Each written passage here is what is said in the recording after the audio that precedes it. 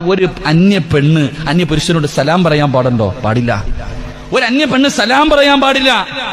എടാ, മയ്യത്ത് കാണാൻ പറ്റുമോ? ബാക്കി എല്ലാം പോട്ടെ. ഒരു അന്യ പെണ്ണ് മരിച്ചാൽ ഒരാണിന് കാണാൻ പറ്റുമോ? ഒരു അന്യ പെണ്ണിന്റെ മയ്യത്ത് അന്യ പുരുഷൻ കാണരുത്, അന്യ പുരുഷന്റെ മയ്യത്ത് അന്യ പെണ്ണ് കാണാൻ പാടില്ല. ഇന്ന് മരിച്ച വീട്ടിൽ പോയി നോക്കിക്കേ, മരിച്ച വീട്ടിൽ പോയി നോക്കടാ. പെണ്ണുമ്പിള്ളാരുടെ തന്റെ ഭാര്യയെ കുളിപ്പിച്ച് കിടത്തിയിരിക്കുക, ഭർത്താവ് ഇങ്ങനെ തലഭാഗത്ത് നിൽക്കും, ഇങ്ങനെ നിൽക്കുക.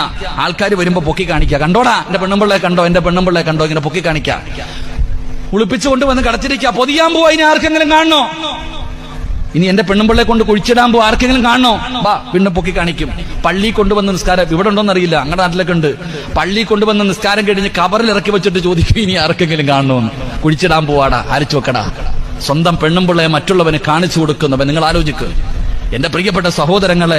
ഒരു പെണ്ണ് വയലിന്റെ സദസ്സിൽ വന്നിരിക്കുന്നുണ്ട്. താത്ത ഇപ്പോഴും തല തുറന്നിട്ടിരിക്കുക. താത്തായ്ക്ക് അറിയാം, താത്താടെ മൊബൈലിൽ വയല്, നരകം, കബറ്, പരലോകം, മത്സര.